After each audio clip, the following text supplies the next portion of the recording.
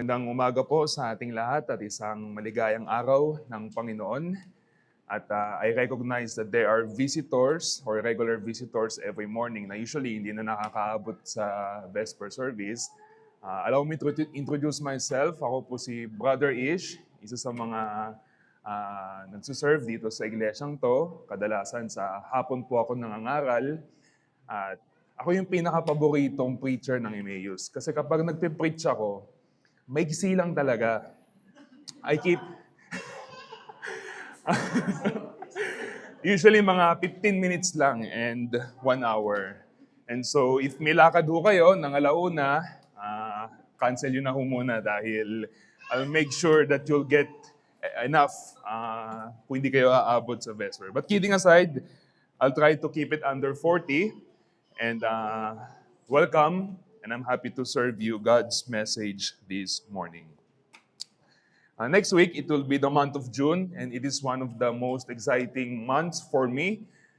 Kasi kada June, I do like a annual or mid-year review of everything. Like yung mga resolutions na sinet ko noong January, tulad na magpaigsi ng sermon, so re-reviewing ko yun this June.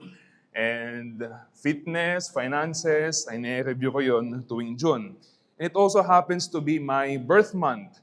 And it's kind of annoying kasi yung mundo nilabel yung June as Pride Month. And so, minsan, gusto ko mag-celebrate, but nahihinder ako. And over the years, I formed a simple personal tradition, and that is to read this book, The Rare Jewel of Christian Contentment by Jeremiah Burroughs. I hope I didn't butcher his last name. And I know I need that to be reminded of the high value of Christian contentment, especially as the years pass by and as the pressures of life continue to increase. And I'm also certain that that's all we need to be reminded of that rare jewel of Christian contentment. Kung iisipin natin, this world keeps on tempting us to want more. More success, more comfort, more possession, and of course, more money. The world keeps tempting us to believe that our value is measured by how much we have. Kung magkano yung ipon natin, magkano yung investments natin, magkano yung sahod natin, ano-ano yung mga ari-arian natin. And you know what? The early church was not immune to that kind of temptation. In our passage this morning, 1 Timothy chapter 6, verse 3 to 12. It's not verse 1 to 12 actually, sorry about that. It's verses 3 to 12. Yung pinakita ni Apostol Pablo, or actually in-address ni Apostol Pablo yung iglesia dito sa Ephesus because they're facing that same pull. And worse, some were actually even using religion to earn money. And a lot of them were being quietly drawn into the love of money. And here Paul reminds us that not all gain is truly gain. He exhorts believers that the greatest wealth is not found in how much we have, how much money we have in our bank accounts, but rather in a heart that is content in God. So let us read our passage this morning, which is again can be found in 1 Timothy chapter 6, verses 3 to 12. Hear the word of the Lord. If anyone teaches a different doctrine and does not agree with the sound words of our Lord Jesus Christ and the teaching that accords with godliness, he is puffed up with conceit and understands nothing. He has an unhealthy craving for controversy and for quarrels about words, which produce envy, dissension, slander, evil suspicions, and constant friction among people who are depraved in mind and deprived of the truth, imagining that godliness is a means of gain. But godliness with contentment is great gain. For we brought nothing into the world, and we cannot take anything out of the world. But if we have food and clothing, with this we will be content. But those who desire to be rich fall into temptation, into a snare, into many senseless and harmful desires that plunge people into ruin and destruction. For the love of money is a root of all kinds of evil. It is through this craving that some have wandered away from the faith and pierced themselves with many pangs. But as for you, O man of God, flee these things. Pursue righteousness, godliness, faith, love, steadfastness, gentleness. Fight the good fight of the faith. Take hold of the eternal life to which you were called and about which you made the good confession in the presence of many witnesses. That is the word of God. Let us seek the Lord's help as we ponder upon these words. Lord, we now come into your presence and we are ready to hear your words from heaven. We are ready to receive your rain, your spiritual dew, which never return in vain. As we've been reminded from Psalms 119, your word is our counselor, your word is our light, and so we seek clarity and understanding to your word. Therefore, please do not withhold us the Spirit and reveal to us Christ and His healthy, His sound words for our profit and for your glory. In Jesus' name we pray. Amen. Apparently, yung mga false teachers dito sa Ephesus, which were the biggest problem, they realized, siguro nakita nila sa job street, may opening false teachers, nakita nila, good paying pala maging false teachers, and they applied to it. And they used the vocation of being a Bible teacher, at least a false one, to be a well-paying career. And realize that all they need to do is to master the craft of eloquence and twisting doctrines. And when you have those two, you'll gain not only good number of followers, but also good financial profit. And that's what they were doing. That's whom Paul is addressing when he says, if anyone teaches a different doctrine, hindi siya nanguhula, baka may false teacher dyan ha, tandaan nyo, no. What prompted Paul to write this letter was that there were false teachers who were former pastors in this church, and they were starting to make a living out of false teaching.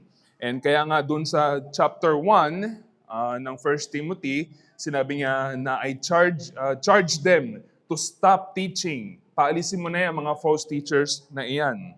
Now, sinabi rito, if anyone teaches a different doctrine and does not agree with sound words, it is a good reminder that sound words here literally means healthy words in the Greek.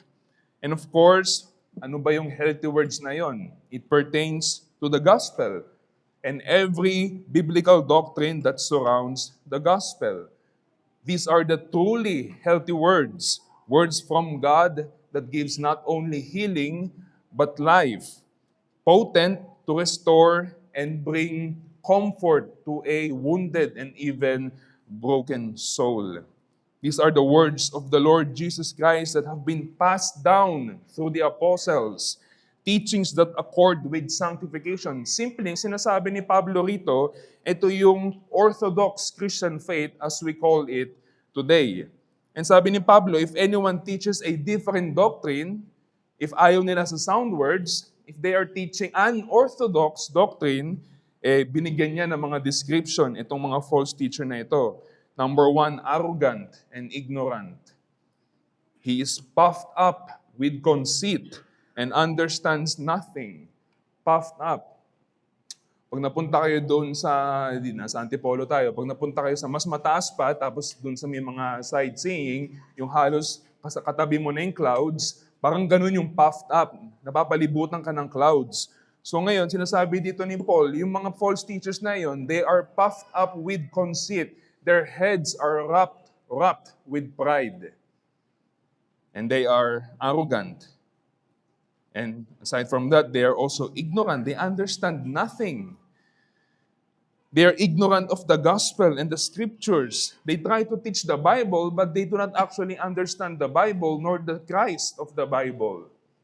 And most especially, the Christ of the Bible doesn't understand them, doesn't know them. And these are clear marks not only of unregenerate, but false teachers. Second, spiritually obese. Aside that they are arrogant and ignorant, sabi ni Pablo, they are spiritually obese. He has an unhealthy craving for controversy, for quarrels about words. And yung craving na yon, once they feast on it, it produces envy, dissension, slander, evil suspicions, constant friction among people who are depraved in mind and deprived of the truth. So they don't like the healthy words because they have an unhealthy craving for other words. They have an unhealthy craving towards wickedness. They are morbidly obese spiritually. They are fed on ungodliness until ungodliness now flows through them. They consume quarrels and now exhale quarrels. Si Pablo rito, magaling si Pablo magbigay ng mga illustration. Parang binigyan niya tayo ng pathological portrait dito, unhealthy craving. Pag pinag-aralan niyo yung word na yon, it carries the sense of being sick. Yung parang sobrang stuff na with unhealthy food, tas parang may sakit na, disease na, pero ito, spiritually. They are stuffed with controversy, slander, wickedness. Yun yung appetite nila. Di ba sa mundo, meron tayong kasabihan na you are what you eat. And in a lot of sense, that is true. The body will produce what it consumes. And the soul, likewise, outputs what the soul continually and repeatedly ingests. Sa physiology, there's this calories in and calories out. Energy in, energy out. You put bad energy in, bad energy will come out.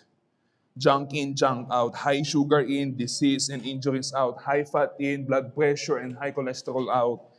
And so, ganun din yung mga false teachers na ito. Envy in, envy out. Suspicion in, suspicious out. Strife in, strife out. Chismis dito, chismis palabas. In short, Paul is saying that these false teachers have a ministry that becomes a factory of corruption.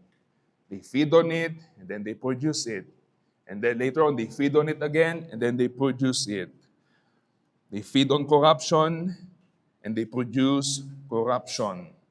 And the worst news is that the congregation adapts and absorbs their spiritual diet. So what happens when you put a pastor, teacher, or leader in the church who is only after the money and not the souls of the people? Well, the answer from Paul is that you get members who resemble their leaders. Kaya pag tinignan niyo yung mga prosperity gospel, yung mga churches, minsan papaisip ka, itong mga to, ba't kaya hindi ba nila nakikita na maling-mali yung tinuturo? Well, because instead of producing truth, peace, holiness, and love, what is produced is arrogance, ignorance, and a slanderous community, full of constant friction that are in endless tension with one another. Yun yung pangatlo. Aside from that they are spiritually obese, they are dead and destitute. Constant friction among them who are depraved and deprived.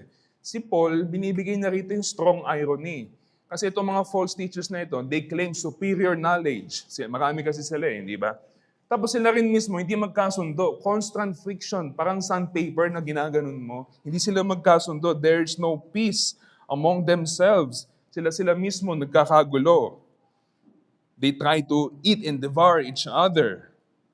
And why? Because they are depraved in mind and deprived of the truth. Dead, depraved, spiritually brain dead. They cannot think clearly, morally. They can no longer handle the truth rightly, nor act soberly. They are deprived of the truth. Ibig sabihin nun, yung truth ni God, it no longer governs them. Parang equivalent nun, sinabi ni God, bahala ka sa buhay mo. So these false teachers, hindi lang sila parang may doctrinal error. They have a corrupted heart, a corrupted mind. And this next verse explains everything. So I want you to pay careful attention. Imagining that godliness is a means of gain. Godliness dyan, ibig sabihin, the Christian faith, means method, venue, and gain, earning, profit. So these false teachers, they think Christianity, church life, being a pastor, is a good way, is a good method to earn good money. And that is the underlying motive of every false teacher, the love of money. They treat religion as a business opportunity. This is where prosperity gospel churches thrive. Their interest in godliness is not God Himself, but what they can gain. What is it for me? They use the sacred things of God for their selfish interest. Now, important note, this portion of scriptures, this chapter, is primarily addressed to Timothy. Kaya nga sinabi, di ba? But as for you, O man of God, bilang pastor, ikaw, Pastor Timothy, flee these things. Huwag kang gagaya doon sa mga pastor na iyon na mahal nila yung mga pesos nila. And therefore, it directly speaks to pastors and leaders and deacons and everyone who is recognized as the leaders in the church. But it still exhorts every Christian to this sanctifying truth, that the constant pursuit of satisfaction and contentment in God is the antidote to the dangers and perils of greed.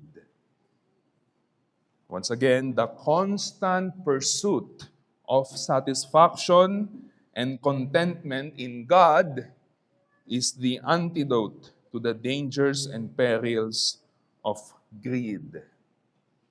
With that, let me gently lead us to consider two truths, two ongoing realities in the Christian life within the sphere of sanctification that we must be aware and we must hold fast to. Number one, the constant pull of money. The constant pull of money. And the second one is the constant call to contentment. The constant call to contentment. First, the constant pull of money. Christians will always be tempted by money. Kaya nga sinulat itong portion ng scriptures na ito. Kung hindi, sana hindi na lang in-address ni Pablo. Christians will never be free from the temptation of money. It will persistently press upon the heart. It will persistently demand our allegiance. And why is that? That is because of the doctrine that we firmly believe as Christians, as Reformed Baptists, and that is the doctrine of remaining sin. We are, yung kasabihan, di ba, simul justus et peccators, simultaneously justified and sinners. Nung niligtas tayo ng Panginoon, we are not yet perfected. There is sanctification. And sanctification is both definitive in position and progressive in practice. We are set apart, yet we are still growing. And now, that growth is not passive growth. Hindi siya mag-aantay ka lang, tapos mag-grow ako sa sanctification. No, it's a fight. That's why Paul says, fight the good fight of the faith. Because there is a war within us, the spirit and the flesh, as you read Romans chapter 6. And the flesh is attracted to many things, but it is especially attracted to this one thing. There's like this special category sa mundo na sobrang attracted yung laman natin, and that is money. Salapi, pera, kayamanan. And do you wonder why? Well, because money promises the unhealthy cravings of the flesh. Control, comfort, security, significance. It gives the illusion of independence from God. Parang hindi ko na kailangan si God. I can provide for myself. I can protect myself. I can satisfy myself. I can do whatever I want to do because I have this much amount of money. It feeds pride. It fuels self-reliance. And it offers shortcuts to pleasures without demanding any submission. Yung pera, walang 10 commandments, hindi ba? In short, money can be the currency for self-worship. That is why the flesh loves money. Money can be a rival God. And so we will all feel that pull as Christians. Even matured Christians will feel that pull. Eto nga mga ito, pastor na, hindi ba? They were perceived as the most matured, most godly, and most gifted among the Ephesian congregation, and yet they were tempted by the love of money and they gave in. So you will be tempted by money. It is going to happen. Dito, sinabi ni Pablo, just enough. Parang merong war theme si Pablo rito. Fight the good fight of the faith. I charge you in the presence of God. Parang mga military words yun, hindi ba? Tapos sinabi niya na parang kung meron tayong tinapay at damit, enough na yun. And imagine being in a war and then just having bread and a t-shirt. Just enough, barely enough to get by. And then you look around the world and you see others eating ice cream, enjoying their jewelries, living in abundance. It is very tempting as pilgrims to be in love with money, to want more. Kahit si Pablo, naramdaman niya itong pull na ito. Sabi nga sa Philippians 4:11-13, not that I'm speaking of being in it, for I have learned to be content. Natutunan niya, hindi siya instant. Naging Christian siya, parang kontento na siya.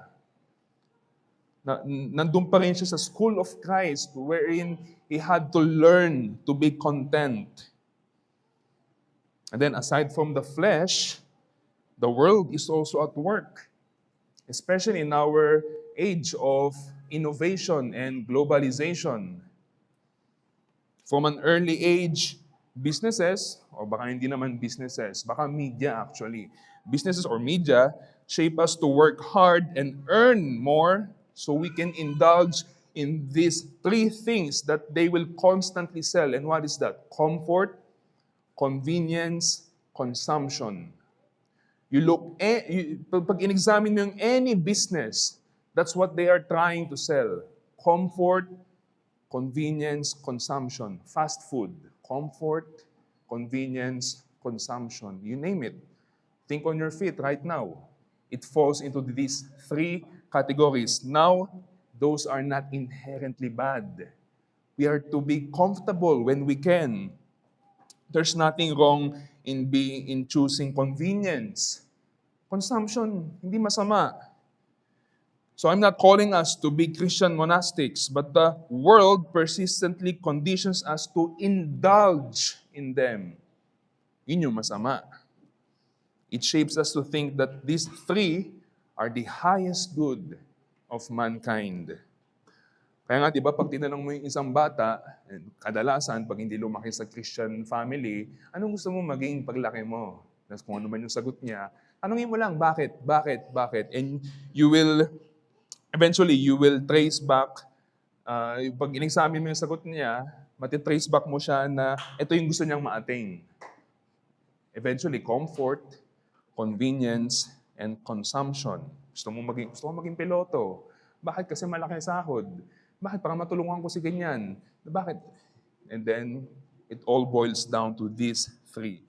Parang yun na nga yung concept ng mankind, ng salvation, hindi ba? Like tayo, yung iba tinuturuan din yung anak nila na mag-aral ka ng mabuti para maganda trabaho mo, malaki sahod mo, makaahon ka sa hirap. Salvation.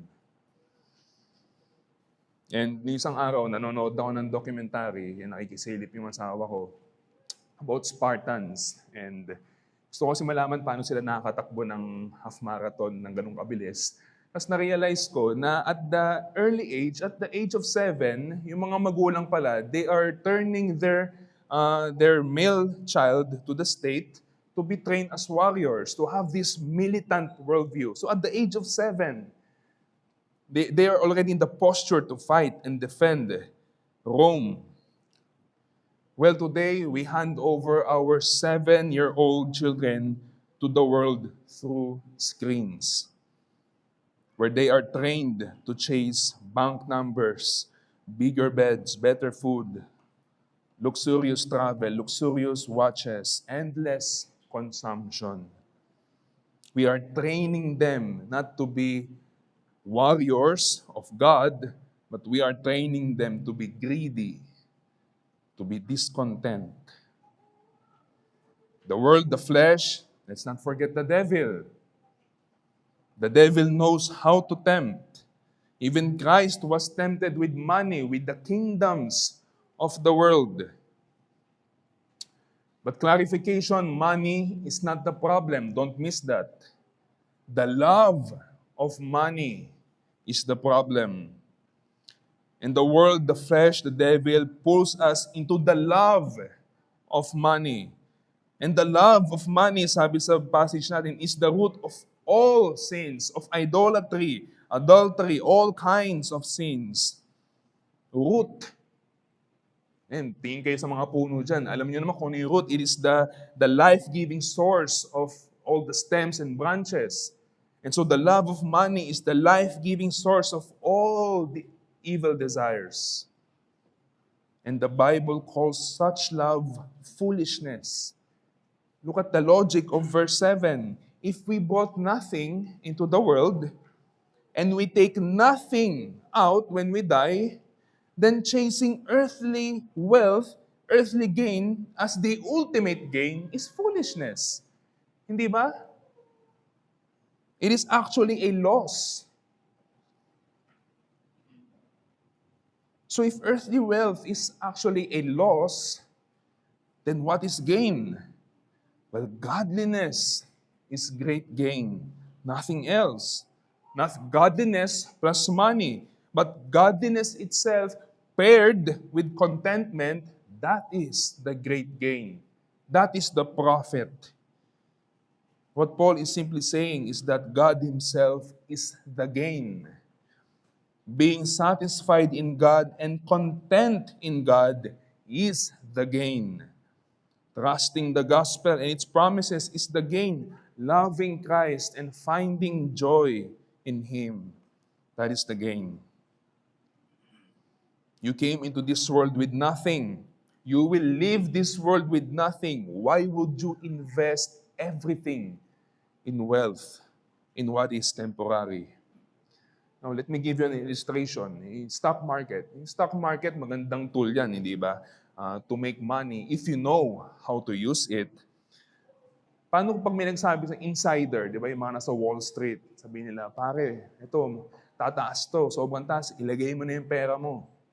What if may insider na nagsabi sa inyo na, pare, itong stock na ito, magka-crash to, rug pull, yung mga medyo into finances, alam niyo yung term, magka-crash to, sure, babagsak to, so prepare. Certainly, babagsak yan. Don't go all in. You won't go all in, di ba? Yung all in, yun yung term nila na lahat ng ipon mo, lahat ng kaari-arian mo, ilalagay mo dun sa pera na iyon, hoping that it will have a capital gain. Pero sinasabi sa'yo, sure yan, babagsakin mamayang gabi. It will be foolish to hear that and still go all in. And now, what Paul is saying is that money is a great tool. If you know how to use it, but eventually it will crash. You will die, you can bring nothing into the grave. It will eventually be gone. Sure, certain. So don't go all in. Why would you go all in? So don't be foolish. Don't fall into that snare in its harmful desires. Don't plunge yourself into ruin and destruction. Sinasabi dito ni Pablo, trap yan, trap. A cliff, bangin. Huwag kang pumunta dyan. Now, if this speaks to you and you know yourself that this is something that you greatly struggle with, money, your relationship with money, love of money, greediness, it will be foolish to hear this sermon and still continue on your own ways. Paul himself tells that through this craving, nakikita niyo yung progress. Ayaw nila sa healthy words. And now, they develop this unhealthy craving. And now this craving, the love of money, through this craving, many have wandered away from the faith. Worse, many became false teachers. Are you willing to wander away from the faith? Are you willing to give up Christ? Do you want to become a false teacher who will receive, by the way, the greatest punishment in hell? Are you willing to give up your faith? Are you willing to lose your salvation just for a few peso? Don't go down that path. That leads us to the second point, the constant call to contentment. If Christians will never be free from the temptations of money, if it will persistently press in our hearts, then Christians must continually be exhorted to contentment. Ito yung exhortation na dapat nating paulit-ulit na marinig. It should be pressed down into our heart with equal force. It should demand our pursuit. It should demand our obedience. We are to be satisfied with just enough. Temptations will come, but we are to pursue contentment with enough.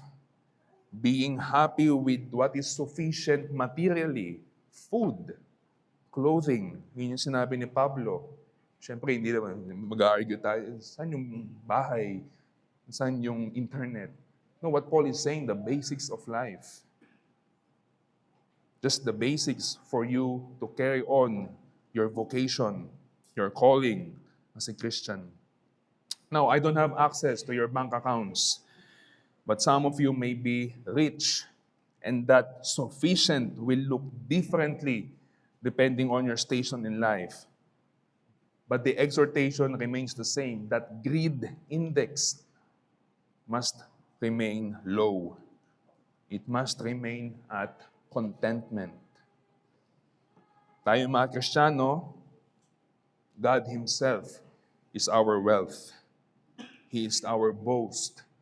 He is our everything, our highest good, our ultimate, our salvation.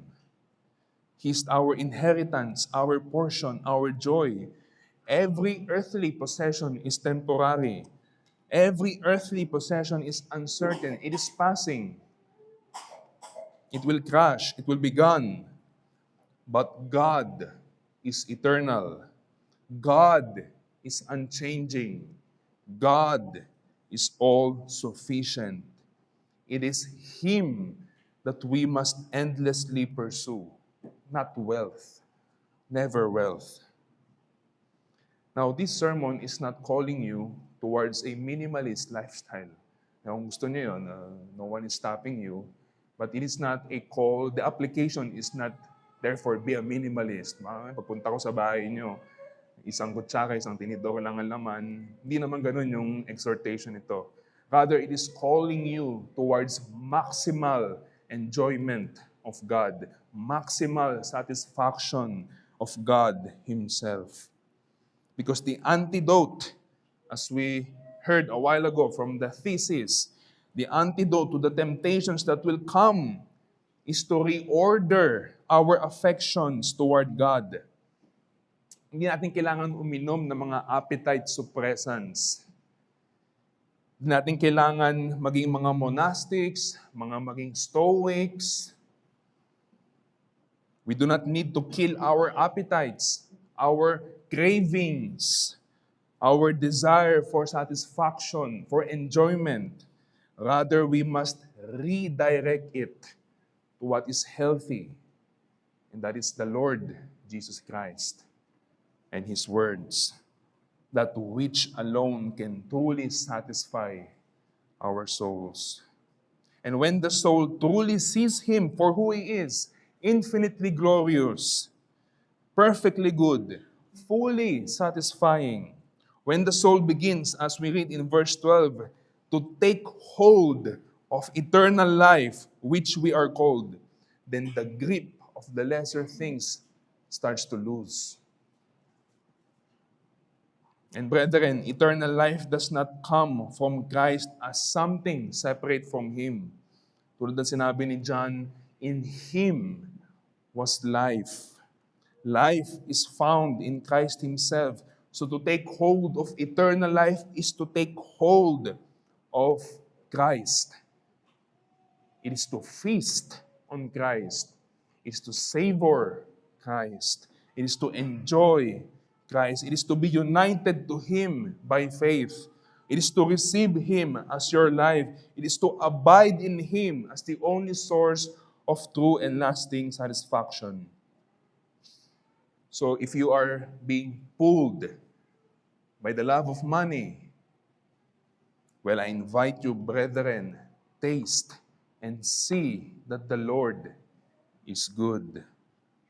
If you are starting to have those unhealthy cravings towards money, towards wickedness, towards temporary things, well, taste and see that the Lord is good. Refeast, resavor on the goodness of God by remembering the gospel. Why don't we do that this morning? Why don't we rehearse the gospel, hear again the gospel, so our appetites can be redirected?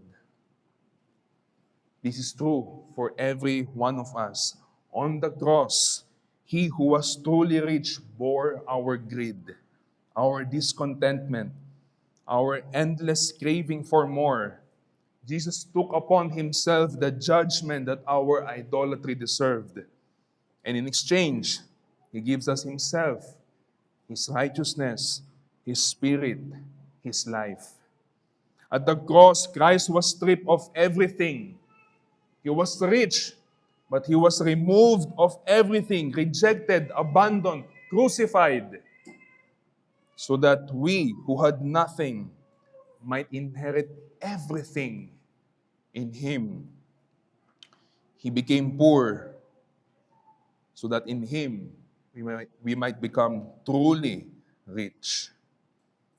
And because we are His people, each and everyone na nandito na merong pananampalataya kay Kristo, you have life in Him.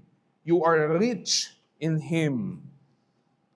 In Him you have grace upon grace, overflowing grace. In Him you have an inheritance imperishable, undefiled, unfading, kept in heaven, waiting for you. In Him we have citizenship in heaven, a royal status in His kingdom. In Him, we not only have a mere land or real estate, we have the new heavens and the new earth. So when we say contentment as Christians, it does not mean emptiness. The gospel does not leave us empty. It just fills us with better treasure. When we speak of that rare jewel of Christian contentment, we are not talking about self-starvation or mere deprivation. We are speaking of something positive, something immeasurable, and that is, we are speaking of Christ's enjoyment. Be a faithful steward of your money and wealth. Use the tool wisely, but never exchange the tool for the treasure. Never exchange the gift for the giver. Godliness with contentment is the gain. With that, let me draw 3 applications for all of us. Number 1, be careful. Be careful. Be careful with what you desire. Watch what you crave. Watch what you take in, your spiritual calories. Tayo, o yung iba sa atin, we pay careful attention to what we put into our bodies. The calories, the sugar, the protein. And we should also do with equal, if not more force with our soul. What are we feeding our soul? Do we have a healthy appetite for the healthy words of our Lord and the Lord Himself? Or are we slowly being pulled and slowly craving money and wealth and more? How is your prayer life? How is your Bible reading? How are you when it comes to feasting on the truths of God? Be on a constant watch. Minsan, may maging kontento sa panahon natin kasi nandyan yung mga vlog, mga video, mga articles that stir up discontentment, stir up ingratitude, stir up comparison. A day in my life, what I eat in a day, a wardrobe tour, house tour, watch collection, ano pa ba yung mga my portfolio for 2026. I'm not saying those are bad. I'm just saying, be careful. How can you grow in your appetite towards righteousness when you keep feeding your soul the world? Guard those lingering thoughts and imaginations, both in your heart and in your mind, the what ifs. What if manalo ako ng lottery? Bibiling ko itong lugar na to para may place na tayong Emmaus. What if I get that promotion? What if my investments grow by 200%? What if I knew about Bitcoin 10 years ago? What if I receive an inheritance? You see, left unchecked, these desires can take root and lead you into destruction. So be careful. And once you spot those lingering thoughts, those discontentment, those ounces of discontentment, then flee. Flee these things. Pursue godliness. Pursue faithfulness. Pursue Christ. Pursue God. Second, be grateful. Be careful and be grateful. Be grateful for what you have and the things that you do not have. There's a wise prayer from Proverbs 30, verse 8 to 9. Give me neither poverty nor riches, lest I be full and deny you, or lest I be poor and steal. A heart that seeks just enough, trusting God to keep it from both pride and desperation. Also in Habakkuk 3, 17 to 18, nung lahat na wala ng fruit, wala ng flock, wala ng provision, anong sinabi ng prophet? Yet I will rejoice in the Lord.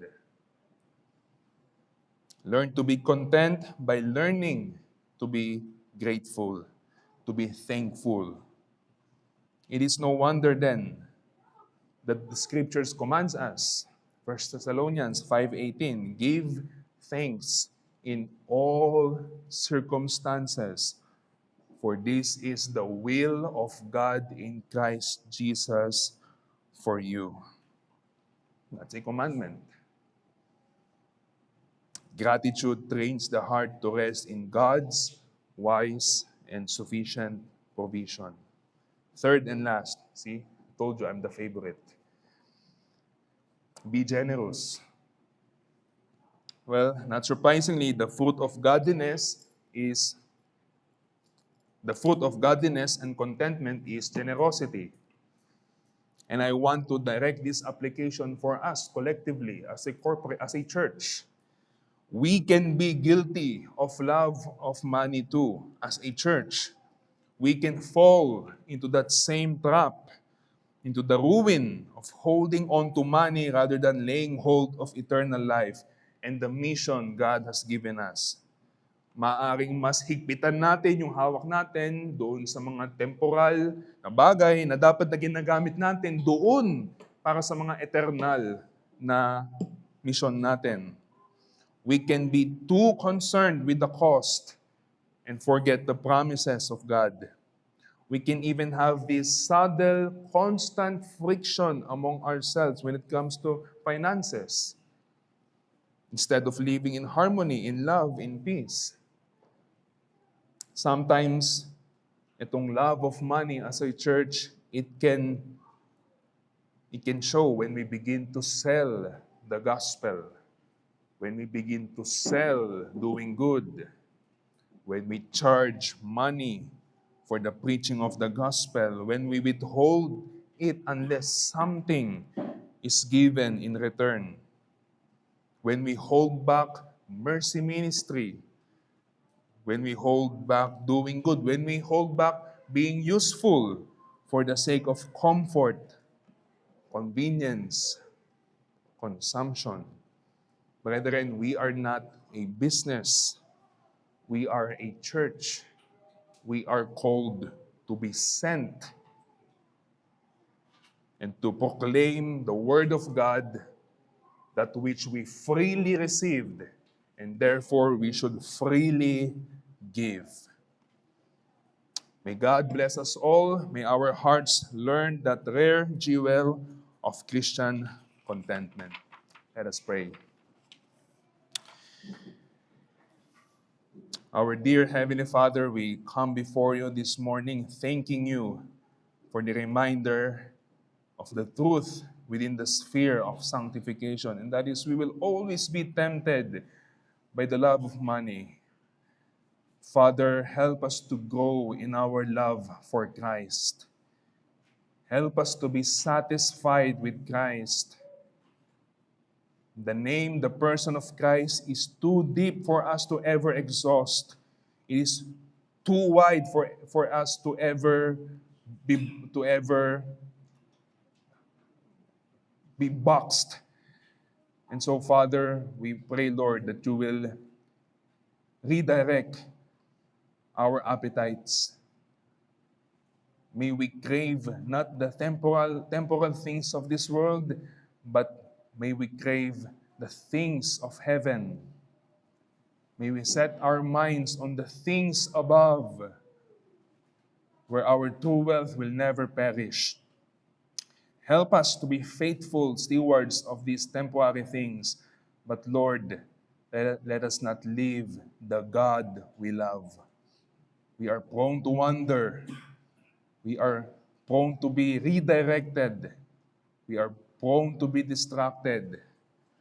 Lord, help us to see the fount of blessings, which is Christ Himself. In Him is all of treasures deposited. In Him is the source of life. So help us, God, to savor and enjoy Christ all the days of our life. In whose name we pray.